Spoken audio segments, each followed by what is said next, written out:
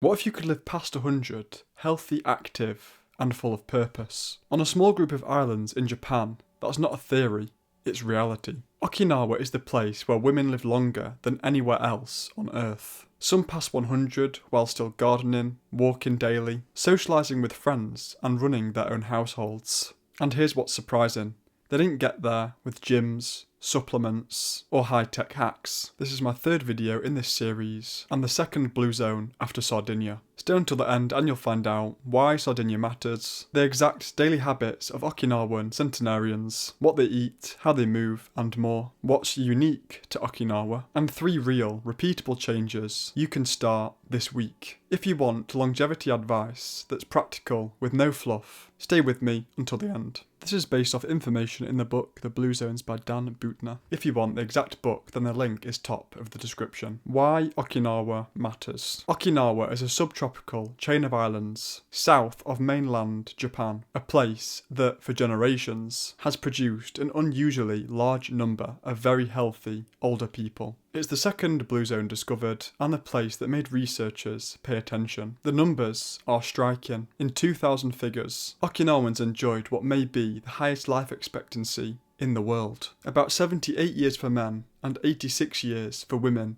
Bearing in mind this was many years ago, before the year 2000. They also have long, disability-free lives, and one of the highest ratios of centenarians, roughly 5 per 10,000 people. Japan overall has about 7 semi-super centenarians, 110 plus year olds per million. In Okinawa, that rate jumps up to 35 per million. And while Okinawans do still get age-related diseases, those diseases occur far less often than in the US. Roughly 1/5 the rate of cardiovascular disease, 1/4 the rate of breast and prostate cancer, and about 1/3 the rate of dementia. This wasn't a fluke. Dr. Makoto Suzuki and later researchers like Craig and Bradley Wilcox found a repeating pattern. Centenarians who remained active, independent, and socially engaged well into their 90s and hundreds. One early moment that stuck with researchers was around 1975. Suzuki showed up looking for a famous centenarian living in the countryside. Arriving at the centenarian's village, he realised that all he had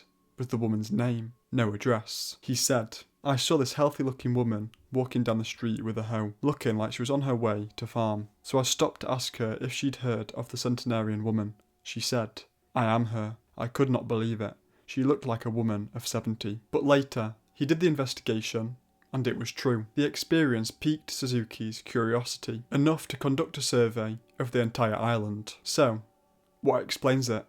Not a pill or a gene, but everyday life. The food, the movement, the gardens, the social rituals, and the roles that keep people needed. So if genetics and luck weren't the full story, then what did these people do every day? Next, I'll break down the daily lifestyle. Movement, diet, and rhythm. Daily lifestyle, diet, and movement. First, on diet. Older Okinawans ate a mostly plant-based diet for most of their lives. The typical plate is vegetables, stir-fried greens, tofu, and miso, and historically the iconic purple sweet potato, which supplied vitamin A, C, fibre, and calories in hard times. I only just recently, in the last few weeks, tried purple sweet potato for the first time, and it's actually so nice. It's definitely better, in my opinion, than the normal, orange sweet potatoes. For example, my sister doesn't like normal sweet potatoes, but she loved the purple sweet potato. And to go a bit deeper quick as well, it's one of the only natural sweet potatoes that hasn't been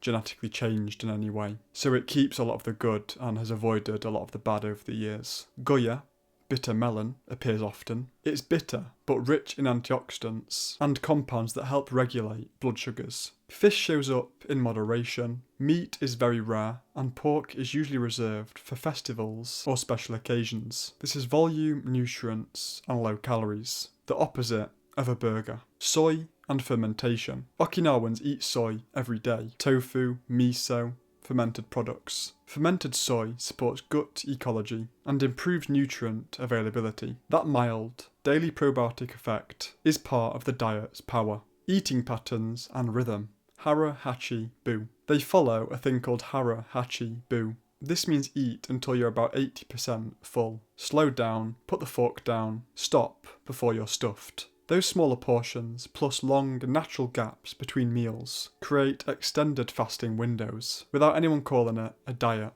And this actually has many benefits, but I'll just name a few. One is, if you stop about 80% full and wait 20 minutes, you'll find out that after about 20 minutes, you won't be hungry anymore. And second is, you don't overload your digestive system, so you digest your food quicker and feel less drained. Gardens and medicinal plants. Almost every home has a garden. It's food and medicine. Common staples include mugwort, turmeric, ginger, garlic, and bitter melon. Plants with natural, anti-inflammatory and antioxidant properties. When Greg, a physician and one of the Blue Zone's medical researchers, saw Kamada's garden, she was 102, he leaned in and said, "There are herbs galore. I'll bet her longevity secret is growing right out here." Then he added, "The garden isn't just a grocery store. It's a pharmacy." Processed food and the modern shift. So I'm obviously simplifying a whole chapter and simplifying loads and loads of pages of information into one short video. So I can't cover everything, but there's a big part on how literally all of these different blue zones, all 5, have changed in recent years. And these people that made the whole longevity a thing and live over 100, they was living their whole life, like the start of their life, in a completely different world almost. Like all the food was naturally natural. Living healthy was just their natural life, they weren't trying. Whereas now the whole world's changed so much and it's hard to actually live a natural life and a naturally healthy life. But yeah, it says one warning in the book. After World War II, canned meat, spam, and fast food spread across Okinawa. And even since then, it's obviously been like many years since then, it's just got even worse. That convenience culture quickly eroded protective habits. Obesity and diabetes climbed, especially among younger men. The Okinawan example shows how fast culture can undo generations of resilience. Now on movement. Just like if you watched my last video on Sardinia, in Okinawa, movement isn't something you schedule. It's just built into daily life. Okinawans are active walkers and gardeners. Their homes have very little furniture, so meals are eaten on tatami mats. And daily life means sitting, standing, and rising from the floor dozens of times a day. That simple repetition builds lower body strength and balance, protecting against dangerous falls. Walking isn't a chore either. I remember reading one person say they would always rather walk to get where they needed to go than not. Chores, errands, and social visits all keep the body moving naturally. Think of Gozi and Kamada, both over 100, and examples from the book, who tend gardens, squat to cook, carry out chores, and rise from the floor again and again. That simple, constant movement keeps them remarkably strong. Movement and diet explain a lot of Okinawans' longevity, but the real edge comes from something less tangible. It's psychological, social, and deeply cultural. That's what allows these women to thrive well past 100. What's unique to Okinawa? Mindset, social life, purpose, and more. So as I said, diet and movement is a very good base, but the durable edge in Okinawa comes from purpose and social webs. In plain English, meaning and friends keep people alive. Ikigai, purpose. Ikigai did kind of go viral, and I've already made a video on that before, so many people know what it is, but I'll just explain it here. Every Okinawan centenarian the author met could explain their ikigai. In very simple terms, their reason to get out of bed. Ikigai isn't vague, it's practical roles. A priestess who performs rituals, a gardener who supplies greens, a neighbour that's handy, that everyone counts on. And I've also mentioned this many times in past videos and even in the Sardinian Blue Zone video, so my last video. Doctors noticed something real. People who lose their roles, retired teachers or policemen that suddenly stop being needed, often decline quickly. And it's because people don't understand how strong the brain is. Like I've told another story several times, I'll say it quick. There was this electrician who was working on a freezer and he didn't know it was broken, but he ended up getting stuck in this freezer, you know, like the big freezers in restaurants. And he was like counting down on the side of the wall, like every minute or something, and pretty much telling himself how long he'd got, and he did actually end up dying. And then when the whole investigation went about, the freezer was actually broken and not working at all, but his brain thought it was freezing, and so he did end up freezing to death. So yeah, just having a purpose, like this is another just random example I'm going to make up, but say there's an artist and they've got a painting they need to finish, and every day they wake up, yeah, let's finish the painting.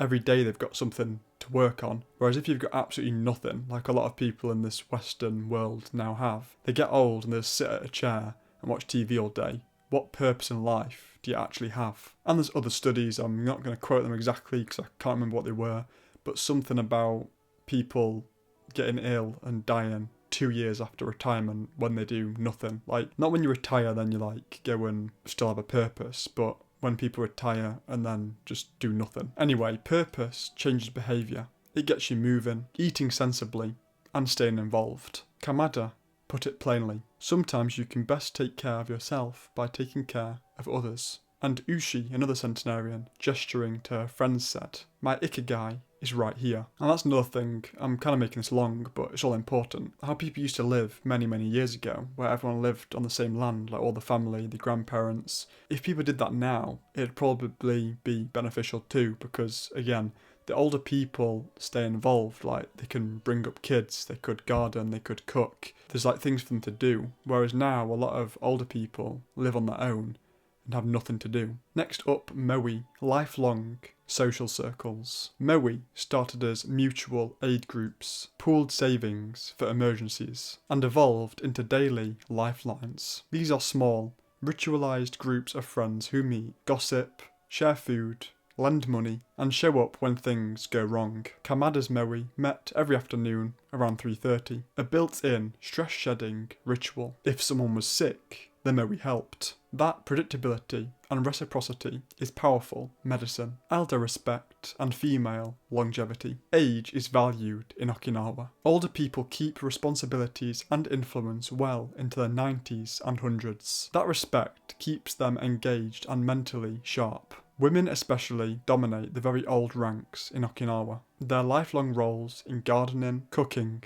and social life help create a real longevity advantage. Attitude, ancestor veneration, and stress reduction. Okinawans practice ancestor veneration and ritual roles. Kamada was a Noro, a village priestess. Those rituals put day-to-day worries in a larger frame. If something bad happens, it's part of a story. If something good happens, you thank the ancestors. That reduces chronic stress. Mix in a hardship-tempered humour, a relaxed, likeable temperament, and you get social bonds that last decades. Sunshine, vitamin D as everyday byproduct. Finally, sun. Time outdoors is routine. Gardening, walking, errands. Regular sun exposure helps maintain vitamin D, supporting bones, muscle, and immunity. In Okinawa, the sun is baked into daily life. Not a planned sun session, but a steady, gentle source of benefit. Moderation matters. Short, regular exposure, not burns, is the sweet spot. So, Okinawa shows us this blueprint. Purpose, plus plants, plus movement, plus social safety nets, plus medicinal herbs, plus sun, equals decades of healthier life. So here's a quick recap of everything I've covered. Move naturally every day, eat mostly plant-based, nutrient-dense foods, and practice hara-hachi bu. Tend a garden, food plus medicine, and get steady sun. Stay needed and connected through ikigai and moe. Cultivate a resilient, humorous attitude. 3 things to start this week. Hara-hachi bu. Stop at about 80% full. Slow down and wait 20 minutes. Number 2. Micro garden. Grow as much of your own food as you can. 1 pot counts. Number 3. Mini moe. Set a weekly 20-minute ritual with 3 to 5 people. A call, a drink, some natural food, or a walk where you genuinely check in. It's tempting to look for a single miracle fix. Okinawa teaches a humbler truth. Build days that matter.